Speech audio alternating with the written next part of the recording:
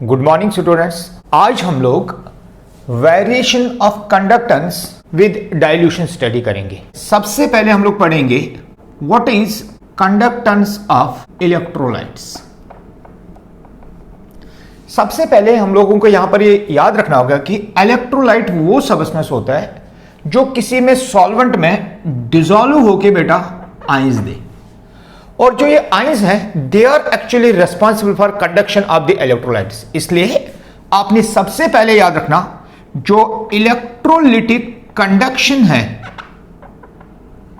This electrolytic conduction is due to ions, और ये ions दो टाइप की होती है। एक को तो बेटा कैटाइंस कहा जाता है, एक को बेटा एनाइंस कहा जाता है। जब भी ये कैटाइंस और एनाइंस किसी सॉल्यूशन में फॉर्म होंगी तो they will move towards respective electrodes under the influence of an external field. जो ये इलेक्ट्रोलिटिक कंडक्शन है जो कि आयंस की वजह से, ये कौन कौन से फैक्टर्स पर डिपेंड करती है? सबसे पहला फैक्टर आपने याद रखना, ये बेटा डिपेंड करती है नंबर ऑफ आयंस पर। इलेक्ट्रोलिटिक कंडक्शन है, it is directly proportional to number of ions. इसका मीनिंग क्या हुआ? अगर बेटा नंबर ऑफ आयंस ज्यादा होंगी तो ज्यादा आयंस रेस्पेक्टिव इलेक्ट्रोड्स की ओर मूव करेंगे, इसलिए बेटा अकॉर्डिंगली इलेक्ट्रोलिटिक कंडक्शन जो होगी वो ज्यादा होगी। दूसरा फैक्टर जो उसको इफेक्ट करता है वो होता है बेटा mobility of ions. Mobility of ions का मतलब होता है कि कौन सी स्पीड से ये आयंस जो है ये अपने रेस्पेक्टिव इलेक्ट्रोड्स की ओर मूव कर रहे हैं। अगर बेटा movement of the ions towards respective electrode ज्यादा होगी तो जितनी ज्यादा स्पीड के साथ हो जाएंगी उतना ज्यादा जल्दी उनका वहां पर डिस्चार्जिंग होगी, यानी कि वहां पर या तो उनकी ऑक्सीडेशन होगी या तो रिडक्शन होगी। तो डिपेंडिंग अपॉन कि उनकी स्पीड कितनी ज्यादा है उसी हिसाब से उनकी ऑक्सीडेशन और रिडक्शन होगी। तो इसलिए सेकंड फैक्टर जो मोबिलिटी ऑफ आयंस है, इस पर भी जो इलेक्ट्रोलिटिक कंडक्टेंस है it is also directly proportional to mobility of ions. इसलिए आपने याद रखना है कि जो इलेक्ट्रोलिटिक कंडक्टेंस है वो basically because of the ions है, that is both cations and anions. और जो फैक्टर्स यहां पर है, जो फैक्टर्स इफेक्ट करते हैं इसको, वो बेटा मेनली दो फैक्टर्स है। एक फैक्टर है नंबर ऑफ आयंस, अगर नंबर ऑफ आयंस ज्यादा तो इलेक्ट्रोलिटिक कंडक्शन ज्यादा। अगर बेटा मोबिलिटी ऑफ आयंस यानी कि उनकी स्पीड ज्यादा है, उनका मोशन ज्यादा है टुवर्ड्स रेस्पेक्टिव इलेक्ट्रोड्स, तो उसके हिसाब से इलेक्ट्रोलिटिक कंडक्टेंस उतनी ज्यादा। अब बेटा जो इलेक्ट्रोलिटिक कंडक्टेंस हमने पढ़नी है, जिसकी वेरिएशन पढ़नी है, वो बेटा तीन टाइप्स के सॉल्यूशन की पढ़नी है। एक, सबसे पहले हमने स्पेसिफिक कंडक्टेंस की वेरिएशन पढ़नी है विद डाइल्यूशन। दूसरा बेटा हमने मोलर कंडक्टेंस की पढ़नी है, और तीसरा बेटा हमने इक्विवेलेंट कंडक्टेंस की पढ़नी है। तो सबसे पहले हम लोग पढ़ेंगे वेरिएशन ऑफ स्पेसिफिक कंडक्टेंस, जिसको हम लोग कापा से डिजिग्नेट करते हैं विद डाइल्यूशन। अब बेटा जैसे जैसे हम लोग डाइल्यूशन करेंगे तो स्पेसिफिक कंडक्टेंस कितनी इंक्रीज होगी। सबसे पहले डाइल्यूशन क्या होता है? Dilution is nothing but it is बेटा एडिशन ऑफ वाटर, यानी कि जब हम लोग एक स्पेसिफिक इलेक्ट्रोलिटिक सॉल्यूशन में वाटर ऐड करेंगे तो उस समय उस इलेक्ट्रोलिटिक सॉल्यूशन में कंडक्टेंस बढ़ेगी घटेगी। अगर बढ़ेगी तो क्यों, अगर घटेगी तो क्यों, वो बेटा हम लोग यहां पर स्टडी करेंगे। और सबसे पहले स्पेसिफिक कंडक्टेंस। अब बेटा स्पेसिफिक कंडक्टेंस को अगर आप देखेंगे, इसकी फॉर्मूला क्या है? Specific conductance is basically C into L upon A। अगर आप यहां L देखेंगे, ये L जो होता है ये लेंथ होता है, जिसमें हमने कंडक्टिविटी सेल की लेंथ होती है, और जो एरिया होता है ये बेटा एरिया ऑफ क्रॉस सेक्शन होता है। अब अगर बेटा जो ये लेंथ है इसको मैं मान के चलूं ये 1 यूनिट लेंथ है। 1 यूनिट लेंथ का मतलब 1 सेंटीमीटर 1 मीटर। उसी तरह से जो एरिया ऑफ क्रॉस सेक्शन है ये भी बेटा 1 यूनिट यहां पर हम लोग लिखेंगे लेंथ की है, और यहां पर 1 यूनिट एरिया है। तो ये भी 1 ये भी 1, तो उसका मतलब हुआ जो कापा है that will be equal to C। इस चीज को एक्सप्लेन करने के लिए हम लोग दो टाइप की कंडक्टिविटी सेल लेंगे। एक कंडक्टिविटी सेल मैंने बेटा क्यूबिकल फॉर्म में ली है और एक मैंने सिलेंड्रिकल फॉर्म में ली है।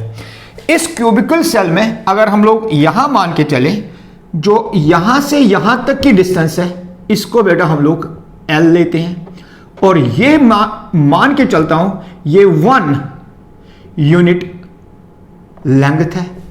अब बेटा ये अपोजिट इलेक्ट्रोड जो है, ये बेटा हम लोग मान लेते हैं ये मेटल के बने अपोजिट साइड्स और वो इलेक्ट्रोड का काम करते हैं। तो इसका मतलब ये वाला इलेक्ट्रोड, ये वाला साइड और ये वाला साइड जो है ये बेटा opposite ends of the electrode है। तो ये भी इलेक्ट्रोड को, ये भी इलेक्ट्रोड को, और ये यूनिट लेंथ पर बेटा एक दूसरे के दूर है। दूसरी बात, जो ये यहां से यहां तक की डिस्टेंस होगी ये ब्रेड्थ होगी, यहां से यहां तक की डिस्टेंस जो होगी वो बेटा हाइट होगी। और जो ये एरिया यहां पर बनता है ए, बी, सी और डी, इसको बेटा हम लोग एरिया ऑफ क्रॉस सेक्शन कहते हैं। अगर ये area of cross section 1 unit area के बराबर है, 1 यूनिट एरिया का मतलब बेटा 1 सेंटीमीटर स्क्वायर के बराबर, 1 मीटर स्क्वायर के बराबर, और अकॉर्डिंगली ये 1 सेंटीमीटर, अगर ये 1 मीटर है तो ये बेटा ये 1 मीटर स्क्वायर। तो जो सॉल्यूशन इसके अंदर उस समय होगा, मान लो ये हमारा एक इलेक्ट्रोलिटिक सॉल्यूशन है और जिसमें बेटा ये हमने इलेक्ट्रोलिटिक आयंस यहां पर हमने शो की, this is electrolytic solution, then this solution will become equal to 1 unit volume. बेटा क्यों? इस क्यूबिकल सेल की लेंथ 1 है, इसका एरिया बेटा 1 है, ये भी यूनिट ये भी यूनिट, लेंथ इनटू एरिया बेटा वॉल्यूम के बराबर होता है। तो यहां पर बेटा हम लोग लिख सकते हैं कि जो स्पेसिफिक कंडक्टेंस है it is conductance of all the ions of electrolyte having a unit volume that can be 1 centimetre cube या बेटा 1 मीटर क्यूब, डिपेंडिंग अपॉन हमने लेंथ का क्या यूनिट लिया है और एरिया का क्या यूनिट लिया है। उसी तरह से बेटा यहां पर, ये तो मैंने क्यूबिकल सेल में दिखाया, यहां पर हम लोग सिलेंड्रिकल सेल में भी दिखा सकते हैं। मान लेते हैं कि ये दो अपोजिट साइड जो है ये दोनों इलेक्ट्रोड्स हैं, ये वाला साइड और ये दोनों अपोजिट साइड जो है ये इलेक्ट्रोड्स हैं। तो यहां पर इन दोनों के बीच में बेटा हमने एक सॉल्यूशन रखा है और इन दोनों के बीच में जो डिस्टेंस है वो यूनिट लेंथ है, L है, जो बेटा 1 के बराबर है।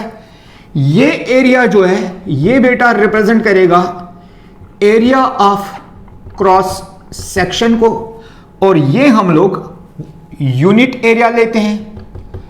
तो इसलिए यहां पर भी जो इलेक्ट्रोलिटिक सॉल्यूशन होगा 1 यूनिट वॉल्यूम के बराबर है। इसलिए चाहे हम लोग इस तरह की सेल लें, चाहे हम लोग इस तरह की सेल लें, तो जो कापा है it is conductance of all the ions of the electrolyte having a unit volume which can be 1 centimetre cube या 1 मीटर क्यूब।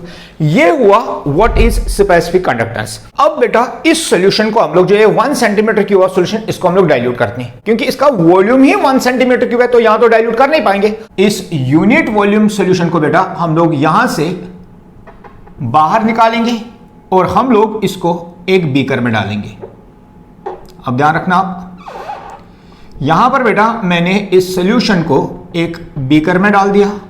मान लेते हैं इनिशियल स्टेज में ये 1 सेंटीमीटर क्यूब था, क्योंकि यूनिट वॉल्यूम, तो मान लेते हैं ये 1 सेंटीमीटर क्यूब था। अब बेटा जब हमने बाहर निकाला, यहां से हमने इसमें डाल दिया, यहां से बेटा हमने इसमें वाटर ऐड कर दिया। वाटर ऐड करने का मतलब हमने डाइल्यूशन कर दिया। अब जब हमने डाइल्यूशन कर दिया तो बेटा इसका वॉल्यूम बढ़ गया। जब इसका वॉल्यूम बढ़ जाएगा, अब जो ये आयंस यहां पर प्रेजेंट थी ये बेटा अपने आप को डिस्ट्रीब्यूट करेंगे इन दिस सॉल्यूशन। यहां पर इन्होंने इन आयंस ने डिस्ट्रीब्यूट किया, लेकिन जब मैंने डाइल्यूट किया, इनिशियल स्टेज में 1 वॉल्यूम था, तो विद डाइल्यूशन मान लेते हैं टोटल वॉल्यूम जो है अपॉन डाइल्यूशन ये 10 सेंटीमीटर क्यूब हो गया। जरूरी नहीं 10 सेंटीमीटर, 5 सेंटीमीटर, 20 सेंटीमीटर, 30 सेंटीमीटर।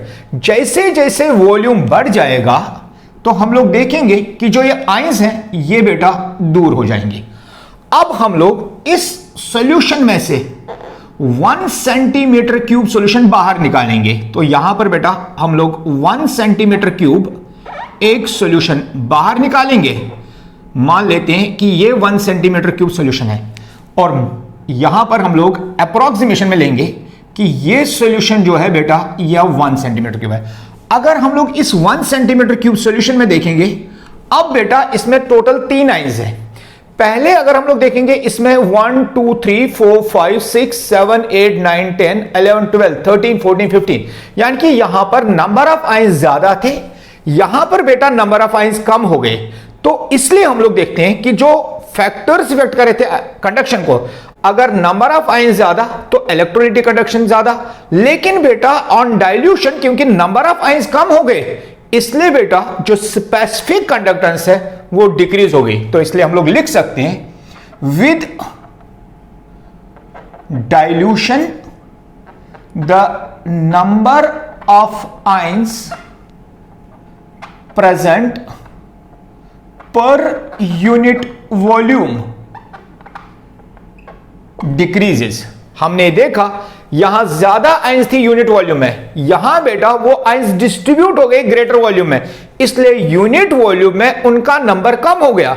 अगर बेटा नंबर कम हो गया तो इलेक्ट्रोलिटिक कंडक्शन जो है वो ऑटोमेटिकली कम हो गई। तो इसलिए हम लोग लिख सकते हैं स्पेसिफिक कंडक्टेंस जो है वो बेटा डिक्रीज हो जाएगी। तो इस तरह से specific conductance with the increase in dilution, increase in dilution का मतलब होता है डिक्रीज इन कंसंट्रेशन।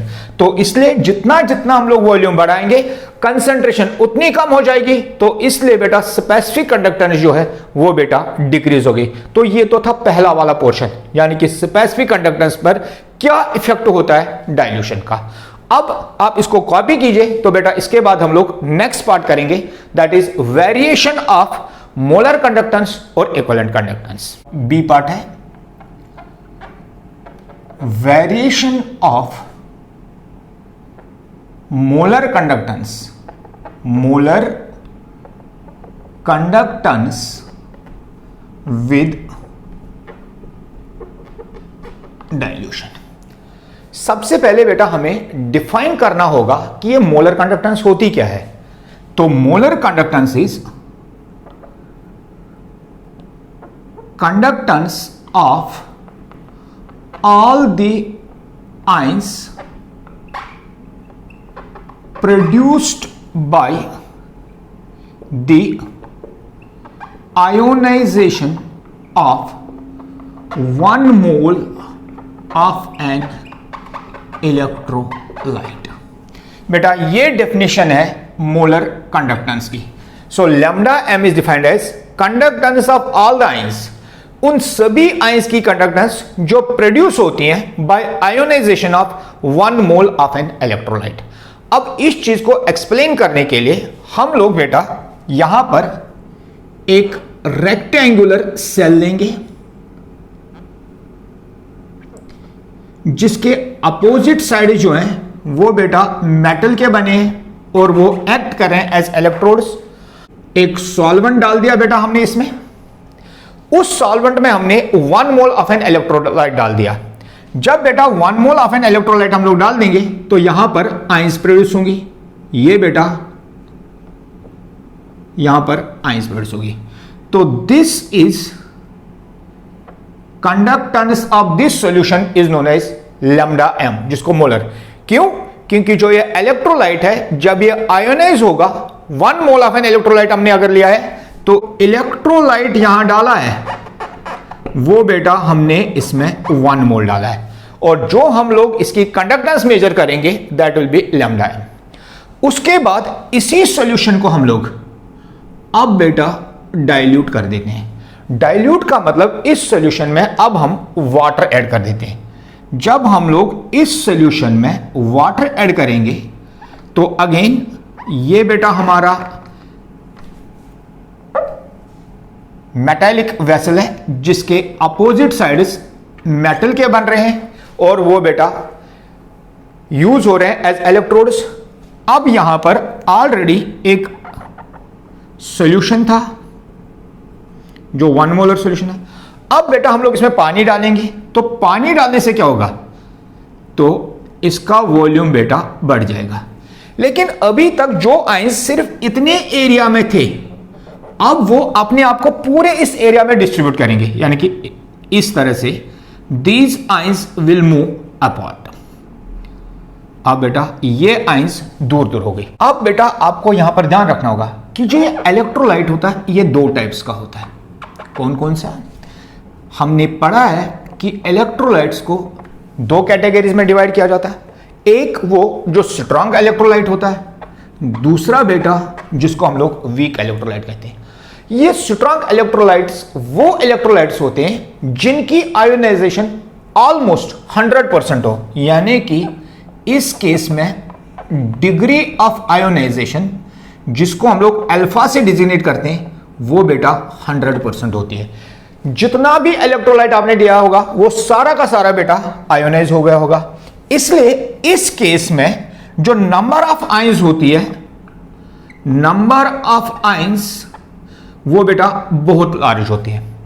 उसके कंपैरिजन में जो वीक इलेक्ट्रोलाइट होता है उसका डिग्री ऑफ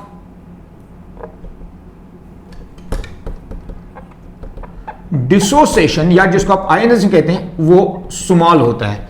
इसलिए बेटा इसमें नंबर ऑफ आयंस बेटा लेस होता है। अब अगर बेटा इसमें नंबर ऑफ आयंस ज्यादा है तो जनरली इसकी conduction under normal condition before dilution बेटा ग्रेटर होगी, यानी कि जो स्ट्रॉन्ग इलेक्ट्रोलाइट्स होते हैं उनकी conductivity as compare to weak electrolytes ज्यादा होती है because of the greater number of the ions. क्योंकि इसमें बहुत कम आयंस होते हैं, जनरली बेटा इसकी आयोनाइजेशन इक्वल टू और लेस देन 5% होती है, तो इसलिए बेटा इसमें बहुत कम आयंस होती हैं, इसलिए इसकी कंडक्टिविटी जो होती है वो much smaller as compare to the strong. इसलिए इसकी कंडक्टिविटी जिसको हम लोग लैम्डा एम कहते हैं मोलर कंडक्टिविटी वो बेटा फार लेस होते हैं, यानी कि ये very less as compare to the strong electrolytes. अब क्वेश्चन होता है कि इनकी डाइल्यूशन पर क्या फर्क पड़ेगा। स्ट्रॉन्ग इलेक्ट्रोलाइट को अगर डाइल्यूट करेंगे, वीक इलेक्ट्रोलाइट को अगर डाइल्यूट करेंगे तो बेटा दोनों की कंडक्शन पर क्या फर्क पड़ेगा वो हम लोग बेटा यहां पर अंडरस्टैंड करेंगे। यहां पर बेटा मैंने एक स्ट्रॉन्ग इलेक्ट्रोलाइट लिया और इस साइड में जब हमने डाइल्यूशन किया, यहां पर डाइल्यूशन किया और यहां पर बेटा वीक इलेक्ट्रोलाइट लेंगे। तो अगेन यहां पर आपने याद रखना अपोजिट साइड्स मेटल के बने हैं इसलिए वो इलेक्ट्रोड का काम करेंगे। इसलिए जब हम लोग इसको डाइल्यूट करेंगे पहला फैक्टर तो दोनों में सेम होगा। कौन सा? कि जो नंबर ऑफ आयंस है इसमें भी नंबर ऑफ आयंस दूर हो जाएंगी, इसमें भी बेटा जो नंबर ऑफ आयंस है वो दूर हो जाएंगी। यहां पर भी दूर हो गई, यहां पर भी बेटा दूर हो गई। तो इसलिए पहला फैक्टर जो था दोनों केस में जब हमने इस इलेक्ट्रोलाइट को, चाहे वो स्ट्रॉन्ग था चाहे बेटा वो वीक था, यहां पर भी जो नंबर ऑफ आयंस है, यहां पर जो आयंस है वो दूर हो गई, यहां पर भी जो आयंस है वो दूर हो गई। तो यहां पर लिख सकते हैं number 1 inter ionic distance increase हो गई। तो यहां पर भी बेटा सेम इंटर आयोनिक डिस्टेंस बेटा वो इंक्रीज हो गई। नंबर 1 यानी कि दोनों के बीच में जब डिस्टेंस इंक्रीज हो गई तो उससे क्या हो गया, उससे बेटा force of attraction between ions decrease हो गया। अगर फोर्स ऑफ अट्रैक्शन डिक्रीज हो गया, पहले ये मान लो पॉजिटिव आयन थी दूसरी नेगेटिव, तो ये एक दूसरे को अट्रैक्ट कर रही थी तो इनकी मोबिलिटी बेटा कम थी। अब इन दोनों के बीच में कोई फोर्स ऑफ अट्रैक्शन नहीं तो इसकी मोबिलिटी ज्यादा, इसकी भी मोबिलिटी ज्यादा। इसलिए बेटा यहां पर हम लिख सकते हैं जब force of attraction between ions decrease हो गया तो बेटा मोबिलिटी जो है वो यहां पर इंक्रीज हो गई।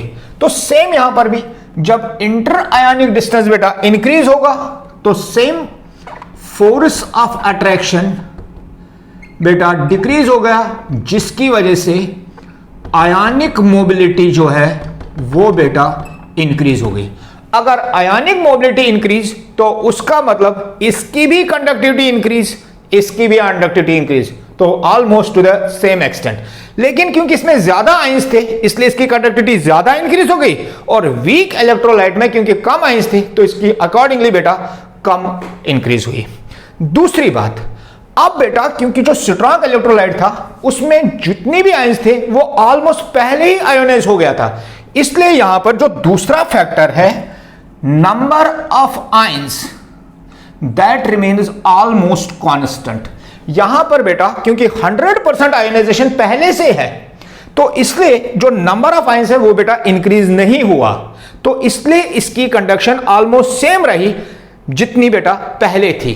तो इसलिए डाइल्यूशन की वजह से सिर्फ एक ही फैक्टर है जो कंडक्टिविटी को इंक्रीज कर रहा है, और वो है बेटा इंटर आयनिक डिस्टेंस जो इंक्रीज हो गई उसकी वजह से मोबिलिटी इंक्रीज हो गई, यानी कि मोबिलिटी की वजह से इसकी कंडक्शन इंक्रीज हो गई।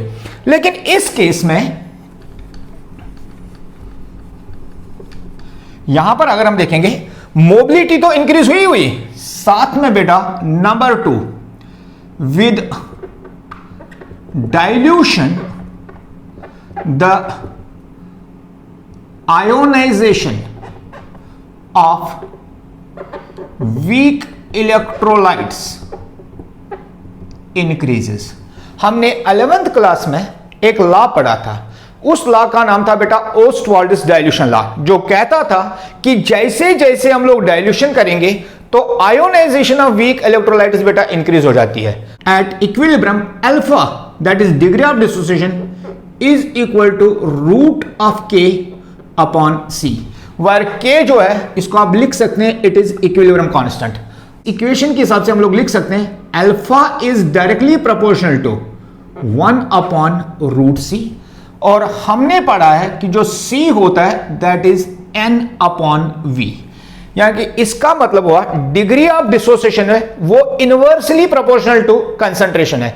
इसका मतलब बेटा अगर हम लोग वॉल्यूम को इंक्रीज करेंगे तो जो कंसंट्रेशन है वो डिक्रीज हो जाएगी, और अगर कंसंट्रेशन डिक्रीज हो जाएगी तो अल्फा जो है वो इंक्रीज होगा डायरेक्टली। अगर वॉल्यूम इंक्रीज तो डिग्री ऑफ आयोनाइजेशन इंक्रीज, इसलिए जितना जितना हम लोग डाइल्यूशन करेंगे वॉल्यूम कैसे इंक्रीज करेंगे, डाइल्यूशन से बेटा। जितना जितना हम लोग यहां पर डाइल्यूशन करेंगे, डाइल्यूशन का मतलब एडिशन ऑफ वाटर, डाइल्यूशन का मतलब यहां पर एडिशन ऑफ वाटर, जितना जितना बेटा हम लोग वाटर ऐड करेंगे उतनी उतनी डिग्री ऑफ आयोनाइजेशन बेटा बढ़ जाएगी। क्यों?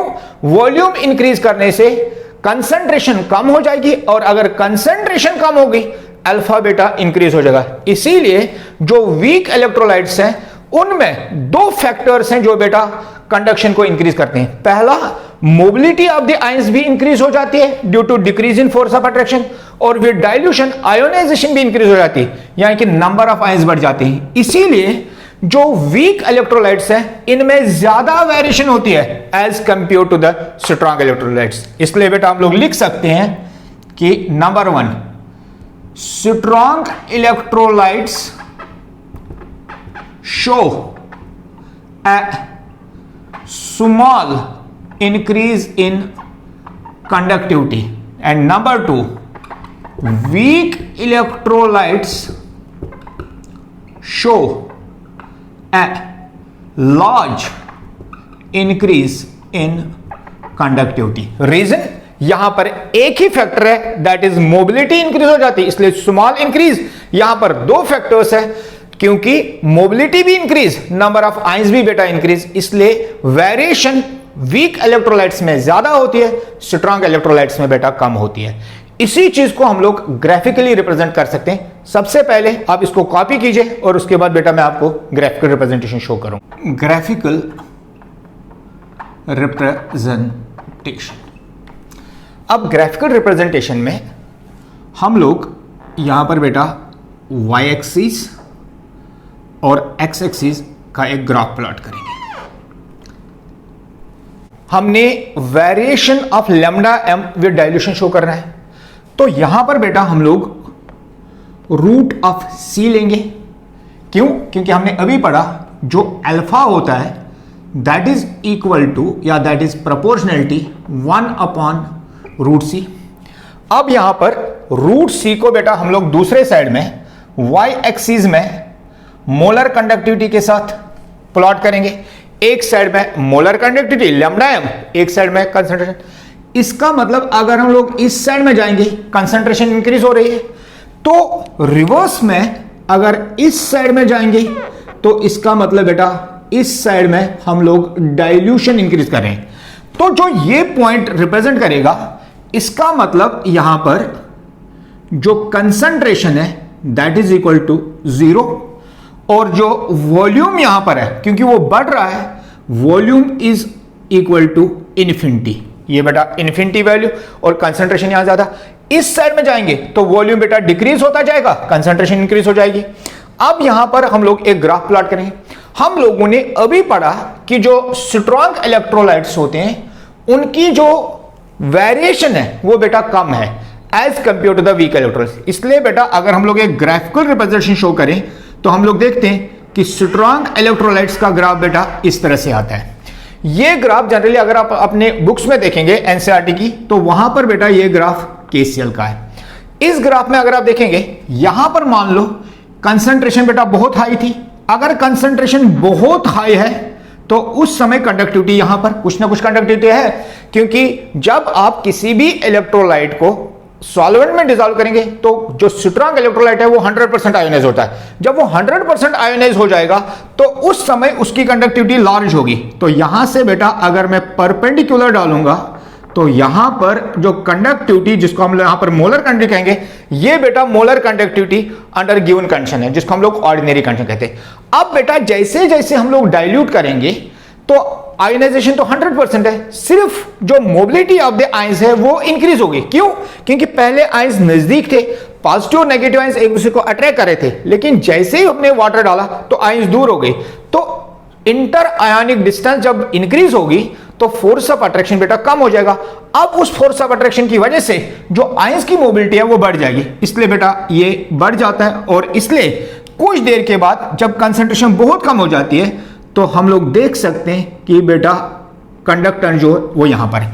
यहां पर अगर आप देखेंगे जो इंक्रीज इन कंडक्टेंस है वो बेटा सिर्फ इतना है। So this increase, there is increase, लेकिन ये increase very small increase in molar conductance है। ये बेटा स्ट्रॉन्ग इलेक्ट्रोलाइट के लिए। दूसरी बात, अगर आप यहां इस ग्राफ को देखेंगे तो बेटा ये एक लीनियर लाइन को रिप्रेजेंट करता है, और ये लीनियर लाइन अगर हम लोग एक्स्ट्रापोलेट करेंगे, एक्स्ट्रापोलेट का मतलब अगर हम लोग इसको स्ट्रेट लाइन को पीछे ले जाएंगे तो अल्टीमेटली बेटा यहां पीछे लेते जा समय ये यहां पर y एक्सिस को कहीं ना कहीं पर बेटा इंटरसेक्ट करेगी।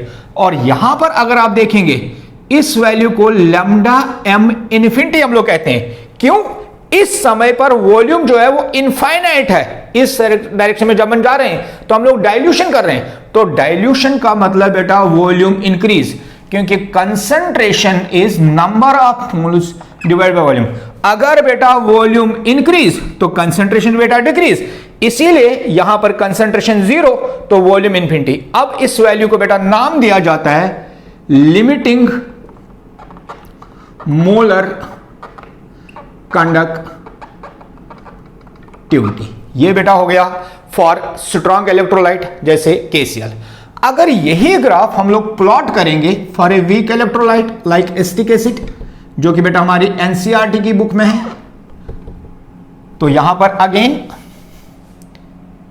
इस साइड में हम लोग मोलर कंडक्टिविटी शो करेंगे, इस साइड में हम लोग कंसंट्रेशन जो यहां इंक्रीज होगी, और डाइल्यूशन जिसको हम वॉल्यूम कहेंगे वो बेटा रिवर्स डायरेक्शन में इंक्रीज होगा। जो ये पॉइंट है यहां पर कंसंट्रेशन विल टेंड टू 0 और volume will tend to be infinity. जब ग्राफ प्लॉट किया जाता है तो एट द सेम पॉइंट अगर हम लोग under same condition same temperature ले लें तो जो conductivity of the weak electrolyte होती है, जैसे इस केस में हम लोग molar conductivity of acetic acid को प्लॉट करेंगे। इस ग्राफ में बेटा मोलर कंडक्टिविटी ऑफ KCl हम लोग प्लॉट कर रहे हैं। अब बेटा इस केस में at the same point molar conductivity of acetic acid is much smaller. क्यों? क्योंकि KCl एक स्ट्रॉन्ग इलेक्ट्रोलाइट था और ये बेटा ऑलमोस्ट 100% आयोनाइज हो जाता है। लेकिन अगर हम लोग एसिटिक एसिड की बात करें तो एसिटिक एसिड एक वीक एसिड है, यानी कि एक वीक इलेक्ट्रोलाइट है और इसकी आयोनाइजेशन बेटा वेरी वेरी स्मॉल है, अप्रोक्सीमेटली लेस देन 5% इसकी नॉर्मल कंडीशन में आयोनाइजेशन होती, इसलिए इसकी आयंस बहुत कम है, इसलिए कंडक्टिविटी इसकी ज्यादा और इसकी एट द सेम टाइम कम। लेकिन अकॉर्डिंग टू ओस्टवाल्ड्स डाइल्यूशन लॉ जितना जितना हम लोग वॉल्यूम बढ़ाएंगे उतनी उतनी बेटा कंडक्टेंस बढ़ती जाती है। इनिशियल स्टेज में ये कंडक्टेंस बेटा आहिस्ता आहिस्ता बढ़ती है, लेकिन जैसे जैसे वॉल्यूम बढ़ जाता है और जो कंसंट्रेशन जीरो को अप्रोच करती है तो ये कंडक्टेंस बेटा बहुत ज्यादा हो जाती है। There is a very large difference. अगर मैं यहां से एक लाइन यहां पर ड्रा करूं और अंडर सिमिलर कंडीशन जब मैंने ये लिया सेम डाइल्यूशन पर यहां पर भी देखूं, यहां पर जो वेरिएशन है it is very large. Variation in conductance, जो molar conductance is very large. ये बेटा हम लोग डिफरेंस देखते हैं इसमें और इसमें। रीजन क्या है? क्योंकि यहां पर दो रीजंस हैं। पहला रीजन है number 1 with dilution number of ions increase हो जाता है। Number 2 with dilution mobility of ions increase हो जाती है। लेकिन यहां पर बेटा एक ही फैक्टर है, with dilution number first number of ions almost same रहती है, कांस्टेंट रहती है। लेकिन हां नंबर 2 मोबिलिटी ऑफ आयंस बेटा इंक्रीज होती है। इसलिए इस केस में एक ही फैक्टर है, इस केस में बेटा दो फैक्टर है।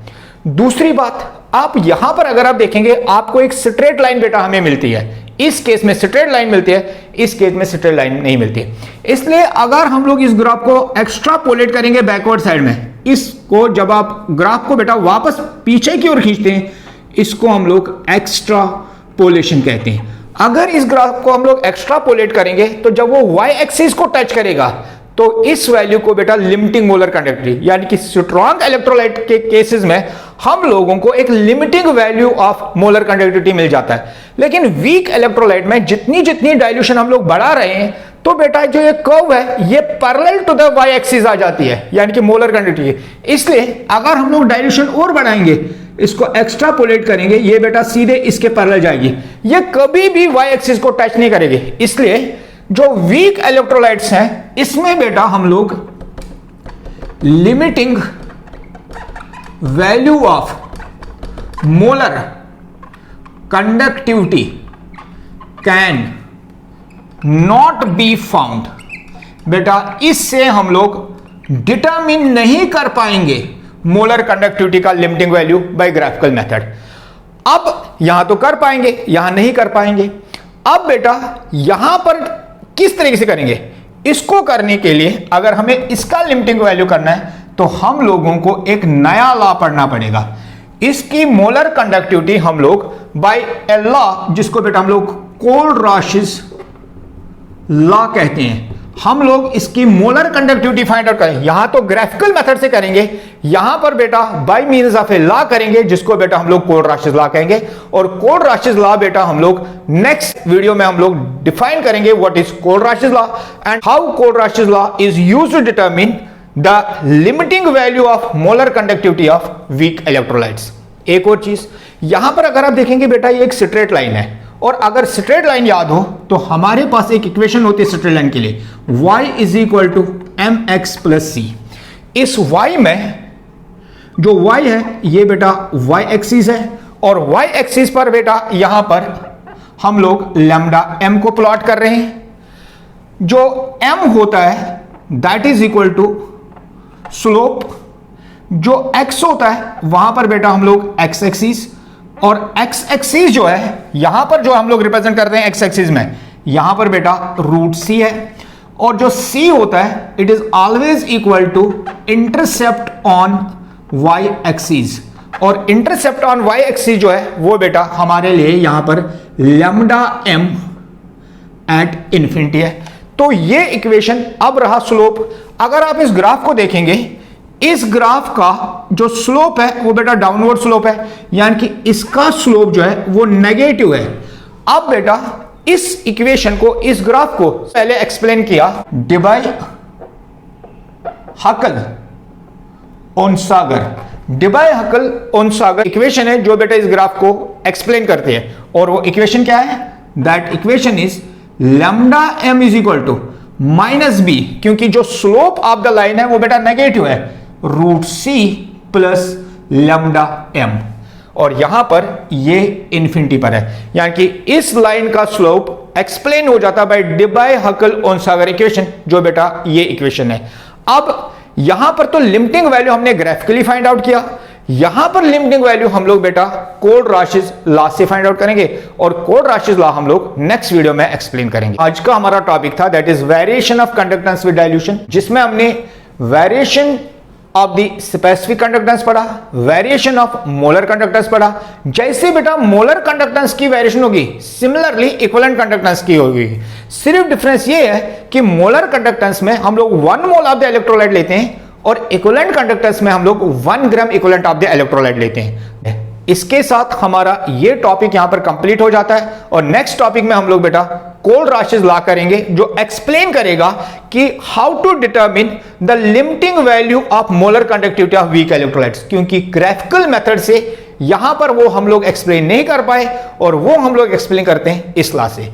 Till then have a nice time, enjoy yourself.